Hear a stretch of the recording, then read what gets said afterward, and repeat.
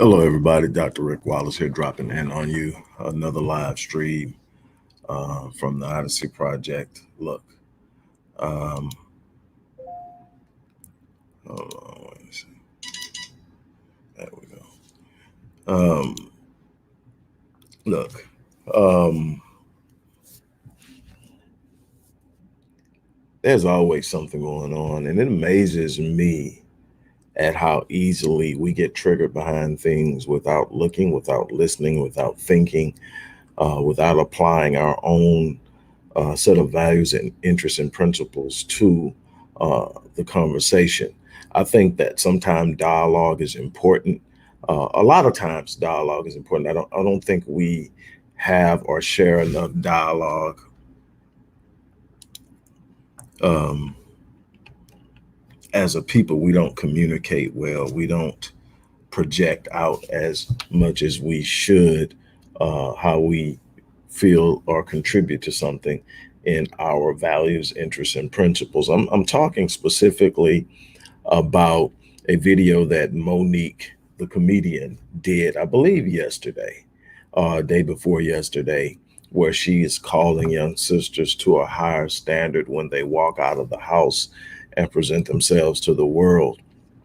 Now, this has a bunch of different angles through which you can observe it, analyze it, and discuss it. I want to try to add some framework to it. I think that anybody that is really truly looking to understand what she was trying to get across will get the message. But I think a lot of times we look for stuff and we need stuff, and then social media is geared to incite reaction rather than response. And I want to talk about that. Before I do, I want to remind you of all of you who believe in the work we're doing at the Odyssey Project. Show some love and show your support. The way that you can support the work we're doing will always be in the description box of the videos, but I will always add them through the live chat as we proceed. Before I get to what Monique said, I want to touch on something else. Young tennis player who has been basically raising a lot of eyebrows over the last couple of years, rising star Naomi Osaka, I believe it's how it's pronounced, uh, bowed out of the French Open. I believe yesterday she bowed out and cited mental health. She made a statement and said that she has anxiety when dealing with the press. And so, because she is required to meet with the press and was fined for not meeting with the press after her first match, she's going to step back. She's withdrawn from the French Open. She's stepping back from tennis for a while, and she's focusing on her mental health. I think it's important that we talk about mental health in the Black community for our women and our men. I think in this instance, I want to talk about our women specifically. Our men have issues and we need to deal with them. And I've been working very hard. Thank you, Darlene. I've been working very hard to push mental health as it pertains to Black men, because there are so many barriers, negative stigmatisms, and so many other things that lead us to not seek help when we need it so desperately, leaving us on edge. But statistics show that women are more prone to depression, as far as prolonged bouts. Everyone experiences some form of depression over the course of your lifetime. It's just so many things that go on. That's not abnormal. It's the prolonged bouts with depression that become an issue. We start talking about clinical depression and the different manners in which it shows up. And so we have to understand it, but we also understand that women suffer at it, and Black women tend to suffer more. Number one is, while they will admit it or talk about it in a certain setting, they're less likely to actually seek help for it. So they tend to suffer in silence. I've talked about it. I've written about it. I work with a lot of Black females in that capacity. And so I can tell you, it is something that we've got to work on. We've got to work on changing the narrative of the cultural narrative of the strong Black woman that requires Black women to suffer in silence, that requires Black women to take strike after strike of suffering in one form or another and somehow prove her worth and her value and her strength. This is not an attack on Black men. This is not where I'm coming from. Anybody that knows me knows I hold Black men to an extremely high standard. And I do that in my teaching and the work with Black Men Lead. I do that in so many other different areas. I am not one about pointing the finger, but I am one about challenging one another to rise to a certain level. I think that's important. That's why I'm actually doing this video about what Monique said. But we've got to definitely look at where we're at as a people, both men and women, and take our mental health seriously. When you break down mentally, you also break down physically. You also break down emotionally and spiritually. And there are all types of social, financial, and health ramifications when you don't deal with this properly. And so I'm going to be dealing with mental health during the month of June. And so because I deal with it all the time. It's what I do, but I want to make an emphasis. I want to create an emphasis on dealing with it.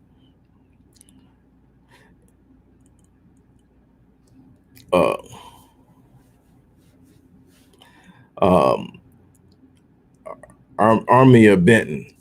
I don't think that's what Monique was talking about. And I think we are too easy and look too easy to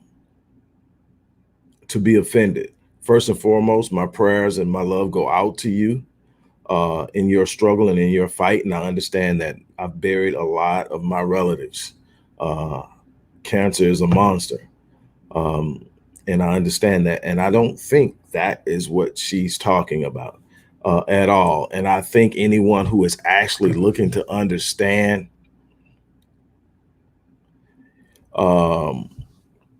where she's coming from will get it.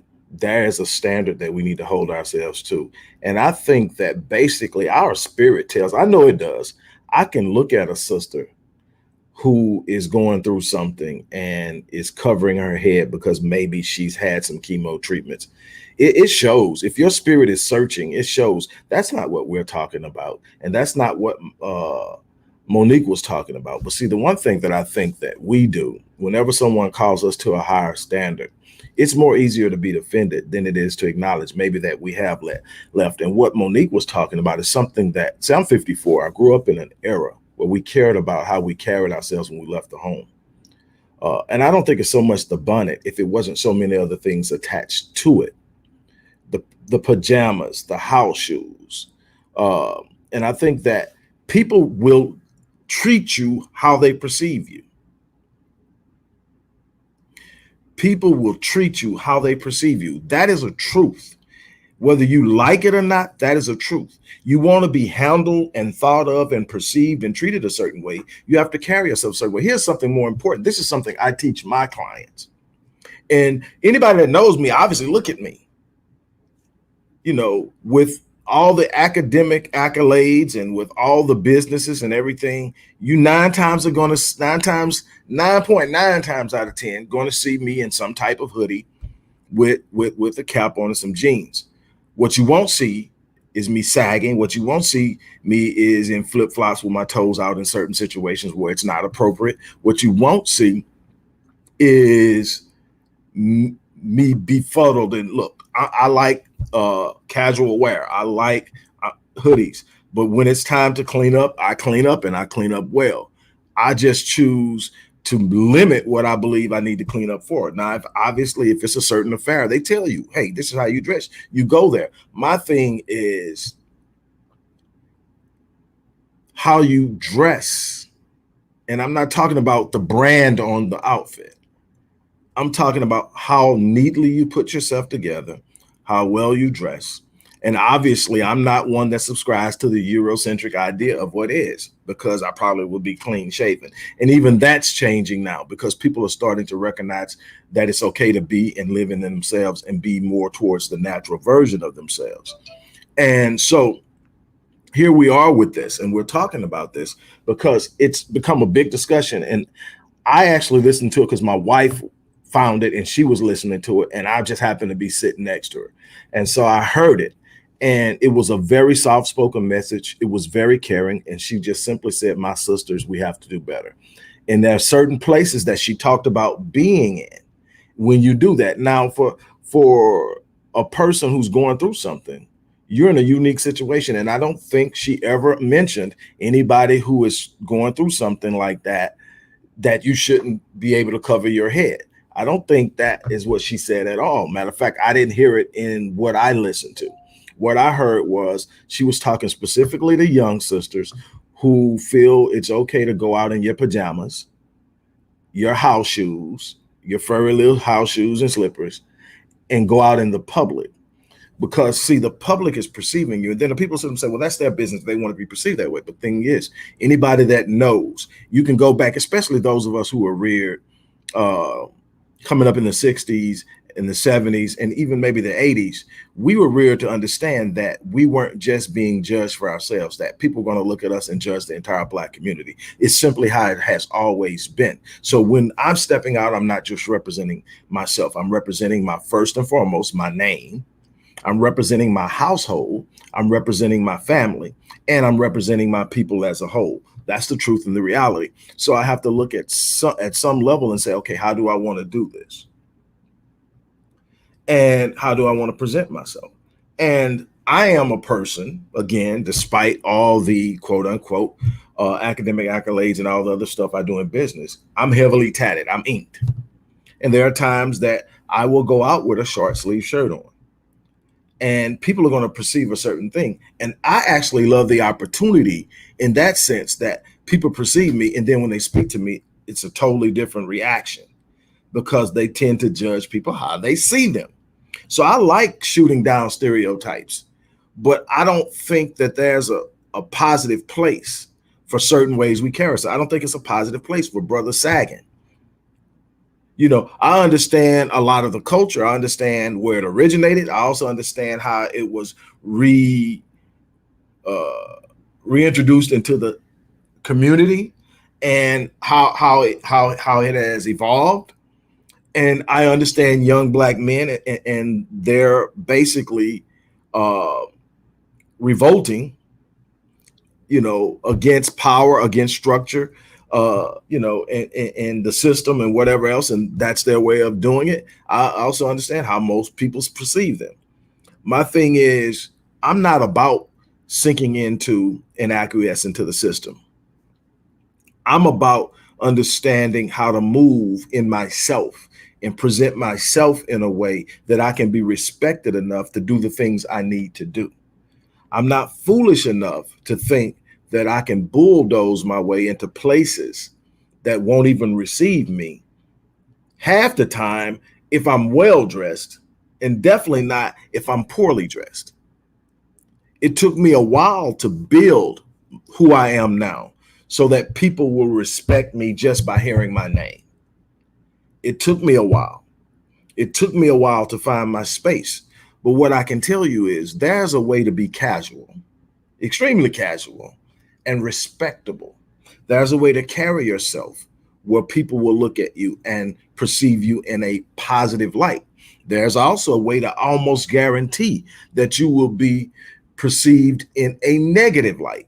This has nothing to do with somebody judging anybody. This, I listen to it. And I know that there are times Monique can be out there. And I know one thing that a lot of people are going to want to do, because when we don't like the message, we love to go after the messenger. This isn't about the messenger. This is about an older sister coming at younger sisters and doing what older sisters should be doing in the first place. My, um, that is something that me, my wife, and a couple of we've been talking about a lot, is that we don't have men pulling the coattails of young men and calling them out and calling them to a high standard, and we don't have women doing the same thing for young women and young ladies. And I think it's immensely important that we do this. I think it's immensely important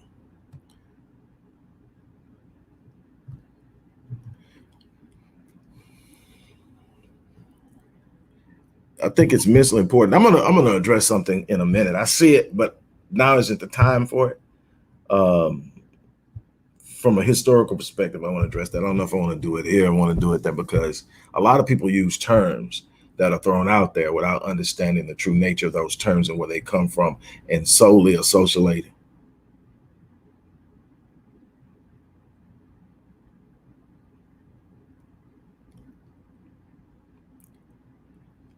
Hello, Nicole. First, I'm going to talk to you the same way I would talk to one of my clients. When someone addresses, oh, the way I deal with my kids, when I tell my kids something, I don't want to hear what someone else is doing as to what we're talking about here. Because if what I am saying to you is in truth, if you are being judged by how you look based on something you're doing, and everybody's focusing on the bonnet, she talked about way more than the bonnet, but everybody's focusing on this bonnet thing. And I think the bonnet is, to me personally, is about the least thing that I'm looking at and saying, now some things aren't actually bonnets. They're not bonnets as in what, so I grew up where women actually wore bonnets. And they were bonnets and they were colorful and they were dressed and you actually did wear them out. I'm talking about shower cap looking stuff. So to me, bonnets are different, and I kind of get the terms mixed up when I'm thinking. But here's the thing. Your response is black men in do-rags and nothing is said about it. I think a lot was said about it, and I think that culturally, do-rags have actually become a part of accessories. I'm not saying that it's acceptable or that I like it, but I actually was probably a part of that particular generation that brought it in, where you put the do-rag on and you put your cap over it. And actually,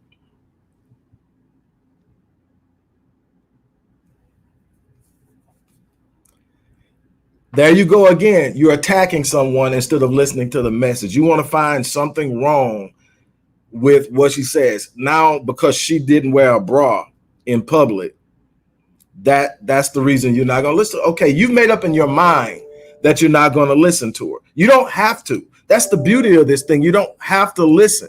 You can choose your own direction you want to go in, and you don't have to take the advice of anyone. You can find a fault in them to justify you not taking it. But at the end of the day, does that change whether or not the advice is good? The bottom line is, whether you want to mention or not, you can study social constructs up and down, and you will find you're judged by how you're perceived. You're going to be treated in public by how you're perceived. You're going to be handled in public spaces by how you perceive. I didn't say you were a kid, but you're using rudimentary rebuttals to something, so I'm handling it on that level. I didn't say you were a kid, but I'm sitting up saying that you're using rudimentary thing. The bottom line is, you don't have to. If you don't feel it, you don't have to do it. My point was this. Was it something positive in it? Again, I could find something wrong with every person, including myself, to not take advice.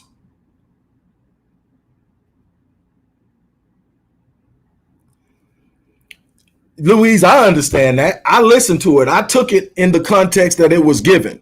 It was positive advice. It's certain places you just don't do that. And you when you do that, you can be expected to be treated a certain way, and it won't be necessarily positive. Whether people like that or not, that's the truth. That's the bottom line. You don't have to like it. It's the truth. You may not like the person who did it, but it's the truth. And the bottom line is, anybody who said it would have been the truth. Now, I get it. There are other other people who may be more equipped because of how they carry themselves and because of their past, who may be able to be in a better position. But at the same time, you'll still be able to find something wrong with them if you don't want to hear it. My point is this. We need to be calling one another to a higher standard. We need to have some idea, obviously, of what we think is acceptable and isn't acceptable. And you have a right to disagree. I'm just saying that you can disagree with what she says, but you can't disagree with the fact that you're being judged with how you look when you present yourself. That's an absolute known fact. Any social teacher, any teacher that teaches sociology will tell you that. Anybody that teaches psychology will tell you that. How you perceive will determine how a person perceives you is going to determine how they handle you. Matter of fact, when you first meet a person, they're measuring you up by how they perceive you on what level they're going to put you at.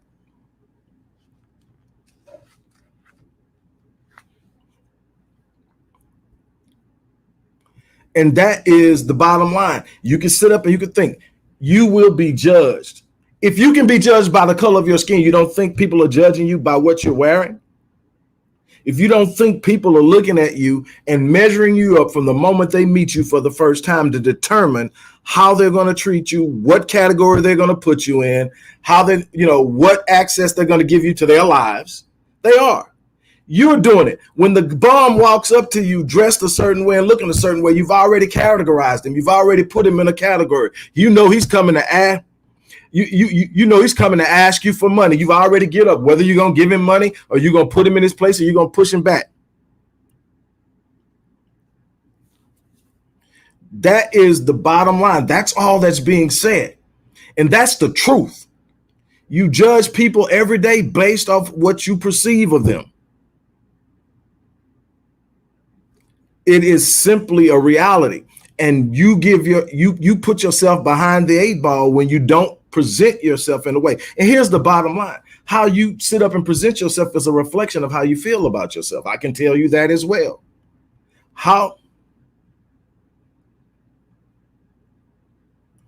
This is the thing I'm saying. You carry yourself. Anybody out there teaching people the principles of sex are going to tell you, dress how you, not how you feel, but dress how you want to feel, or dress how you want to project. Why? Because if you dress well, you'll feel better. You feel better, you project better. You project better, you present a more confident presentation of yourself. People are more likely to receive you. You are also more likely to feel good enough to present and do what you say you're going to do and follow through. It's so huge. It's so big. And we have lowered our standards. It's the reality of it. We don't like to talk about it. My whole thing is, know the space you're in and dress accordingly. There aren't many spaces I can think of except a pajama party where it's a public environment and you're in your pajamas. And this isn't just for blacks. I see every other race doing it. I just don't have the capacity and the need to be in their business right now. I'm worried about me and mine. So I'm talking to me and mine. And then you got to understand, a lot of those people that aren't blacks that are out doing it have other advantages already built in to help them overcome it. We don't. We don't have the built-in advantages of a white girl out in her pajamas. She's got advantages built in and out of the gazoo to overcome that. She's going to be judged differently in wearing it. Our women are going to be judged as hood and ghetto. She's going to be cute. She must have just ran out of the house. That's the way culture is built, and you got to know how to move and operate in it. I think that certain people are going to have messages that they put out received in a certain light. I think some of us have gotten to the point that we just don't want to be told what to do. And I get it. We are built on individualism. The one thing that they did a very good job with us is instilling a mindset of individualism. This is what I'm saying when I say that. The live and let live is an individualized mindset. It's not my business, it's an individualized mindset. It's not community, it's not village, it's not tribe. It's I'm going to do what I want to do. Nobody can't say anything to me about it. It's my life. The problem is we're social creatures. By nature, we're social creatures. What does that mean? We operate best as a unit and a group, all working in our strength to come to one common cause. All mammals are social creatures. You don't see mammals operating as individuals and being optimal in their performance. Lions have prides, wolves have packs, whales move in herds, cows and all other bovine move in herds. It's a combination of coming together.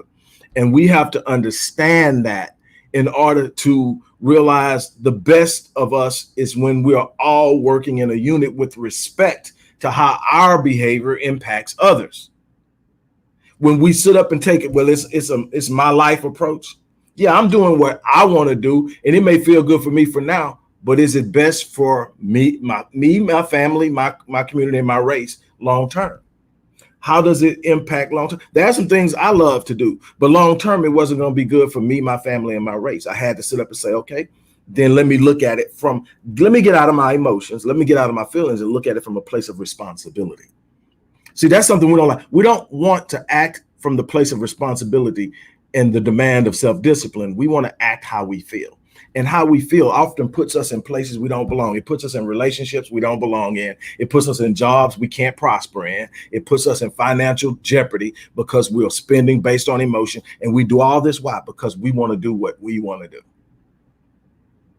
The bottom line is you need to be at your best every day to get your best every day. And it's no way possible that you're at your best and you're not carrying yourself at your best. And again, I'm not telling you what type of clothes to wear. I'm saying put on clothes. Pajamas aren't clothes. And for the young lady that came on that's suffering from bone cancer, I don't think anybody's judging you for what you wear. And the people who are judged, I think, me personally, I can feel spiritually when someone's going through something. And so when I look at you, I know what you're going through. I'm praying for you. Plus, it normally shows in the eyebrows too. You can't cover those, not most of the time. So people know. That's not what we're talking about. And normally when a sister is going through something, but she's got herself together, that bonnet normally fits what else is going on, and the rest of her looks together. I'm talking about you out there in them furry house slippers with them pajamas on, with a wife beater on, and a plastic shower cap. And you are helping to perpetuate an image that doesn't serve the collective. I'm not judging you. I'm giving you some advice like the old heads used to give us. I'm passing down wisdom, saying, hey, that's not the best way. And you know what? I still get called out by older heads. Hey, man, how you said that? I get where you're coming from. Do you think that was the best way to say it? And I'm like, okay, what do you mean? I listen. And I say, you know what? I'll correct that. If you don't have somebody that you're willing to listen to, that can speak to you honestly and talk to you, there's no room for growth. You can't grow. If nobody can call you on when you're doing something you shouldn't be doing, you can't grow. And we put ourselves in positions for the wrong reasons to sit up and say, nobody can tell me anything. Now, the crazy thing is, as softly as Monique came across and done that, and you know she can be harsh and she can say some things. And like I said, you know, her background and where she comes from and some of the things she's done does not make her the best candidate, or does it? Does it say I've matured and I see some things in some of the things I used to do that don't sit well? So I'm gonna pass down some knowledge to the younger ladies that'll guide them through some things and help them get through some things better than I did. That's normally a sense of maturity and growth. I'm not here to judge or gauge where she's at in any of that, but I'm talking about some other options of how to view her instead of seeing just the negative and looking at that as a way to invalidate who she is or what her message is. We tend to do that. But my thing is, what are we doing when someone can say that in a not attacking any one person? Nobody specifically was attacked. She said it in general. But then we can let a clown like Kevin Samuels come along, talk all crazy, specifically to a person that's listening to him. So degrade them in their face and then justify it under the guise of he was telling the truth. And again, I go back to that's a way to tell the truth where you don't degrade and tear down a person. That's a way to be honest with a person. I do this for a living. I know. I'm truthful with all my clients. I don't gas my clients up. I don't tell them they got their stuff together when they don't. I'm very forth, but I'm also very edifying. I'm finding a way to tell you that you're not where you need to be while simultaneously telling you you're capable of getting there, and then showing you how to get there. And at no time tearing you down. I don't need to tear you down in order to know who I am and to feel good about me. See, a lot of this is about, I don't feel good about me, so I'm going to find a way to feel good about me by making everybody else smaller than me. But that's my thing is, we'll accept one thing. And I'm not saying any of the people on here are doing it, but it's a big thing. The dude has a huge following. And I even find females gassing dude up and sitting them saying, yo, he's just being honest and he's help. No, there's a way to help somebody without tearing them down and publicly humiliate. Number one is any correction I do with someone is done in private. And I do that with men. When I have a problem with a man, like I said, you have never seen me beefing with no other the people that have these projects directly going back and forth with anybody. Why? Because if I got a problem with them as a man, I'm gonna go to them back and forth. I don't need to prove I'm checking somebody to feel good about myself. I'm gonna go to them and let them know I have a problem with them. And then I'm gonna sit up there, whether we squash it or not. I'm done. I said what I had to say. It. You know how I feel about it, and that's it. I'm moving on. I don't have enough time to be packing all of this stuff around, and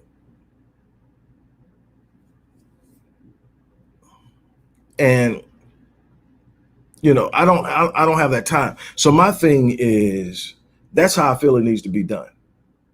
If you're gonna correct somebody, direct specifically a person. Now, calling out a behavior, a general behavior is one thing. Don't be, we got too many people, like we got too many brothers with this whole sagging thing. We got too many sisters out here wearing stuff that needs to only be worn in the home. Let's put it that way. And I think we should be able to judge what should be worn in the home and what can be worn outside. I think it should be understood. But more importantly, I have the bigger question, and this is where I'm going to leave it, is where are we at in our self-image and our self-concept and in our self-esteem where that type of behavior is acceptable? Where are we in our sense of self and knowledge in this identity crisis that we are suffering right now? Where are we at where we don't see anything wrong with it? Well, we can't distinguish what we should be wearing and where. When we just feel like we can just step out, where are we at in the knowledge of self, our own self-concept? Where are we collectively and as in an individual sense? Where are we? Where are we that we don't hold ourselves to a high standard? And when someone tries to, we immediately go on the assault. You can find it's possible to find offense in anything, but you can't learn if you're constantly being offended by correction. Look, on that note, look, I'm gonna get out of here. Got some other things I need to get done today. Much shout out again. Like I said, we need to really focus, as I said in the beginning, we really focus on mental health in the Black community. It's a major issue. It has been a major issue for a while, and we need to get a handle on it. That's something that's a big concern of mine, something that I'm really focusing on. You don't know how many referrals I get of things that have gotten way out of hand because people don't have resources. And you don't know the gravity and the weight emotionally and psychologically and spiritually it puts on me. And then my family, because my family has to deal with me. When you're constantly dealing with trauma that hasn't been dealt with and is manifesting itself now in different forms of depression, it's far too frequent and common in amongst our people. We've got to do something about it. With that being said, look, I'm going to get out of here. You guys have been awesome. Thanks for the challenges. Thanks for people speaking their mind. I absolutely love every last one of you. You have a right to speak your mind. You have a right to work your way through where you're at, and you got a right to feel. Again, once again, to the sister that's fighting cancer, my prayers are with you. I send nothing but love, light, and prayer. I lift you. Everybody else, have an unbelievable day. I'm getting off of here. Talk to you soon.